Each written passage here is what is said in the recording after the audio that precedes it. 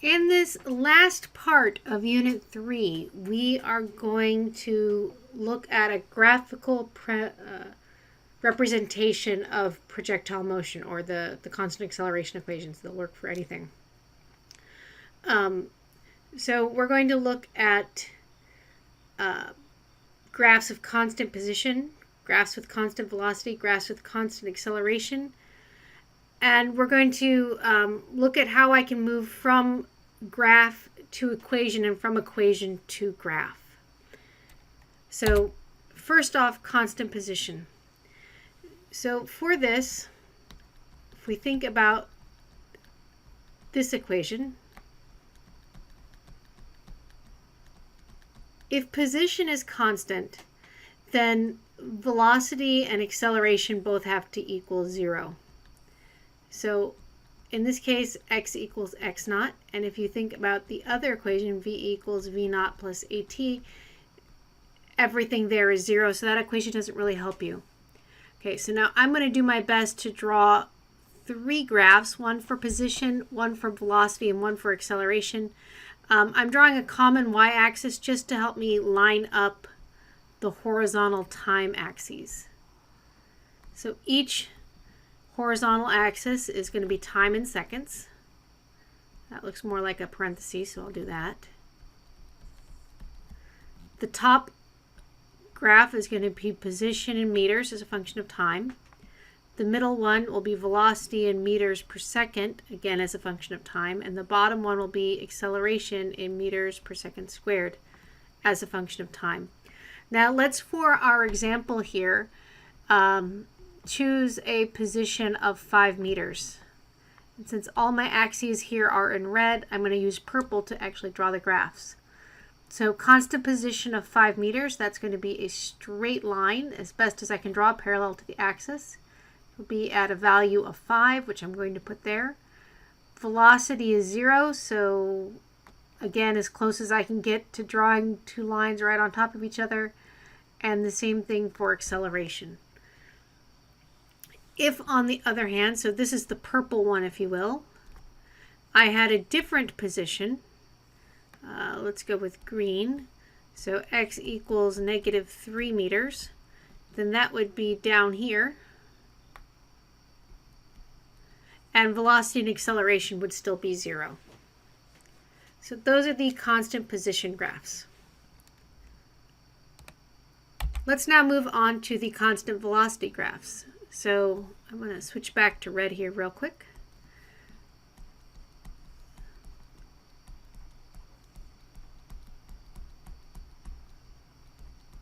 If I look at this equation, if velocity is constant, then I have no acceleration, and this term goes away. If I now look at the form of this equation, you have to do a little bit of mental rearranging, but this is the slope-intercept form for a line. So on our y-axis, we have the position. X naught takes the place of our y-intercept. The slope of the line is v naught, and the time is what's on the x-axis. So y equals mx plus b.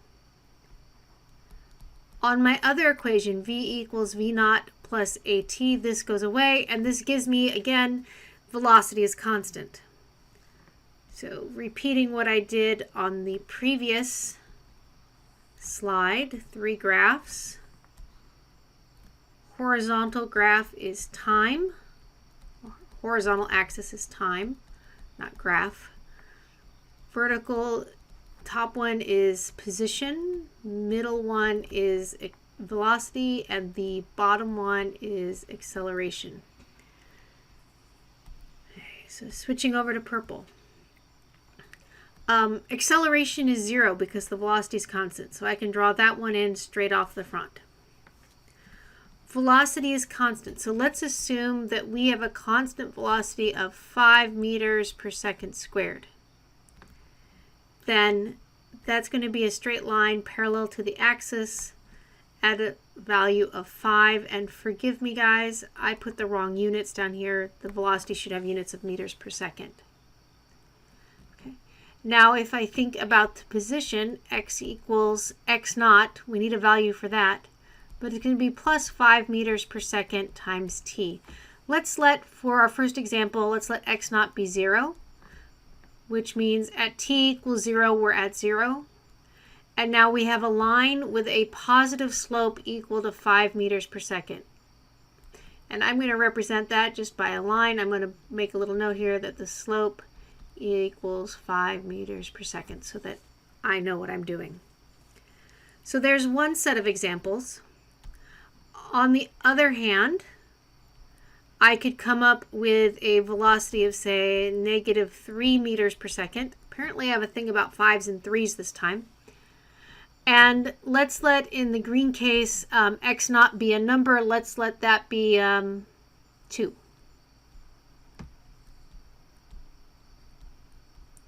So these are the graphs I'm drawing. The acceleration graph, again, is 0. So it's just a flat line, just like the purple one. Velocity is now at negative 3. So that's down here, straight line, parallel to the axis. There we go. Position. I have an initial position of 2, so I'm going to label that. Right?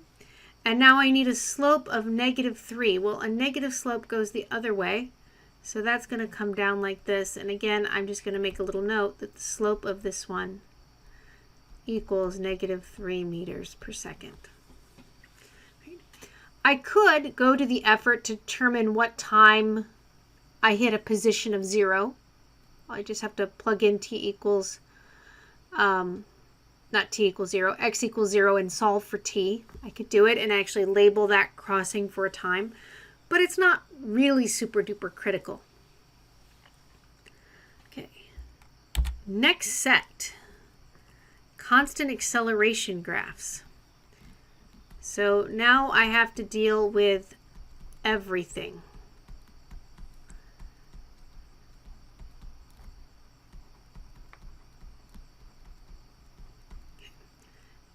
The position equation is a parabola. Okay, it is a polynomial of order 2. If you don't remember what a parabola is, I highly recommend you go back and review a little bit. The velocity equation is again the form of a line. So v is on the y-axis. V naught will be our y-intercept. The acceleration will be the slope. And the time is on the x-axis.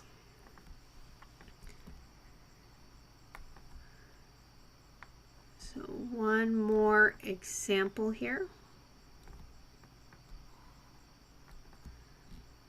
X in meters, V in meters per second, A in meters per second squared, time in seconds, all 3 horizontal axes. And let's do an example where V equals 0 meters per second minus, say, 9.8 meters. Oh, I forgot the 0.8. 9.8 meters per second squared t. So we're thinking about something that starts at rest and falls in this case, potentially, like free fall. And in that case, x equals, let's let x naught be 0 as well.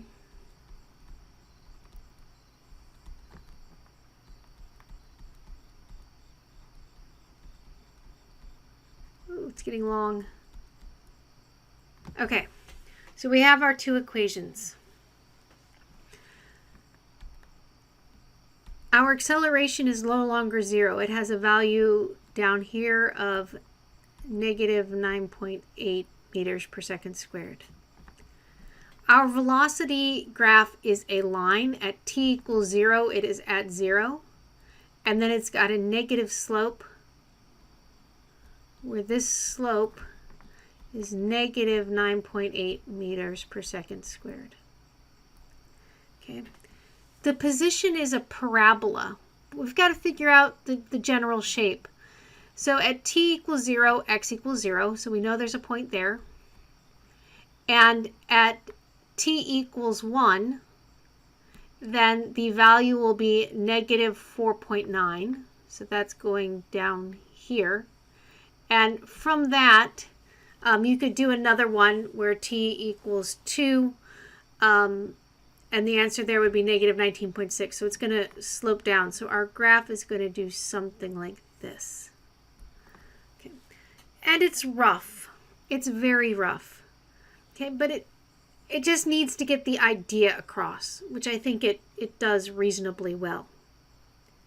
In the Sakai resources folder, there is a folder with help material or support materials or something like that is what it's called. In that folder is a Excel file called projectile motion graphs. And when you open it, it pulls up this file or something very, very similar to it. I think I modified this one just to label the axes. So you can see I have x naught, v naught, and a. So those are the constants. And then this fills in the values that go with the equations, and then I make graphs with it. So in our last example, initial position was 0, initial velocity was also 0, and our acceleration was negative 9.8. And we get exactly what I tried to draw as our graphs. So you can use this file in order to check your work to make sure that you are able to go from equation to graph correctly. You can also use this if you have a friend who's willing to help you out to check if you can go from graph to equation correctly by doing the reverse process, right? Your friend puts in the numbers and then slides everything over so you can't see that first column, and then you have to pull the values off.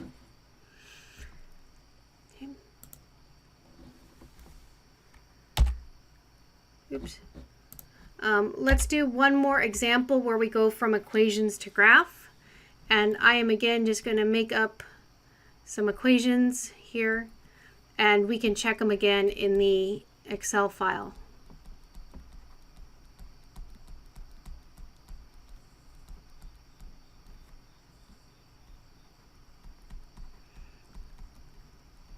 So there's our general forms.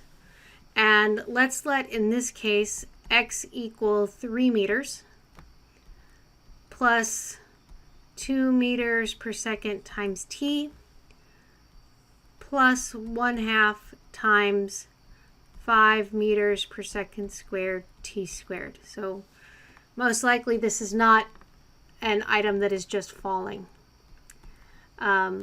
So v will equal 2 meters per second plus 5 meters per second squared t.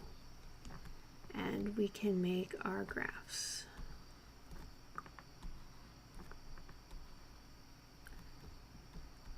Labeling the axes.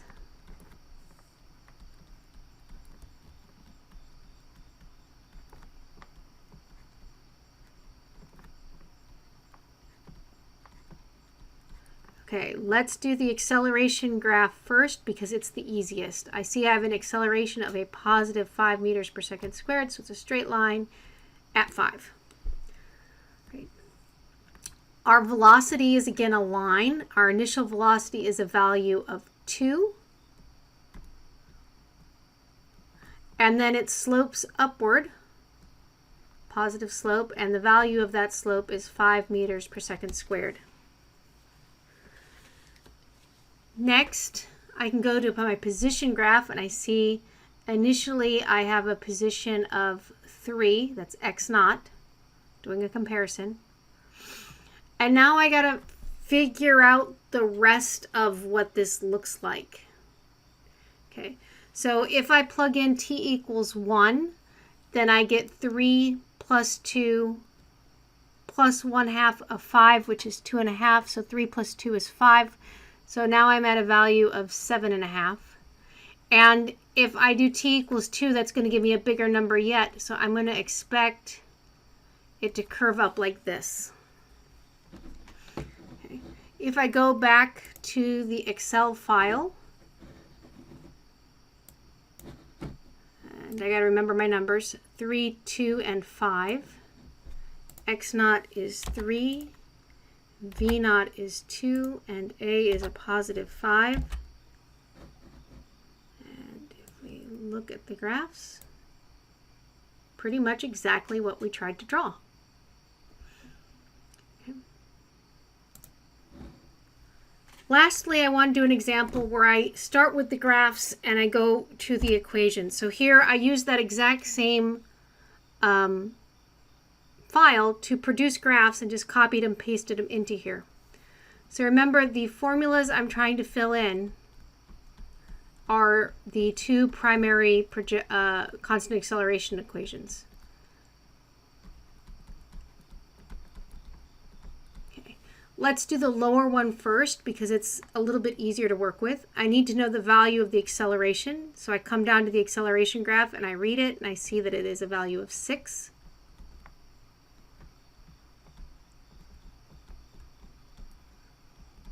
I need to know the initial velocity, so I can come to the velocity graph and read it at v equals 0, and I see that it has a value of -5. So there I'm done. I can come up to the position equation and plug in the exact same numbers.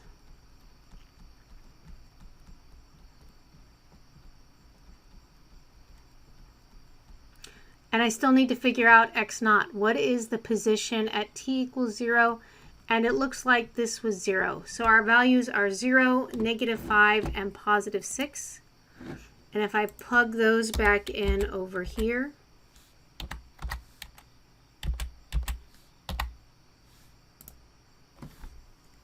that looks exactly like the graphs that I started with in the PowerPoint.